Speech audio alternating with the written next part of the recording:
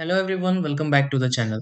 If your LG portable air conditioner has started producing weaker airflow, collecting dust, or developing unwanted odors, it may be time for a thorough cleaning.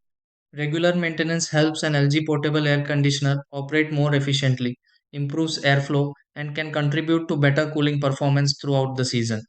The good part is that most routine cleaning tasks can be completed with basic household supplies and only take a short amount of time. In this video, I'll walk you through several simple steps that can help keep your LG portable air conditioner clean and running smoothly. Try these. Step 1. Turn off and unplug the LG portable air conditioner. Step 2. Remove the filter from the LG portable air conditioner. Step 3. Wash the filter of the LG portable air conditioner gently.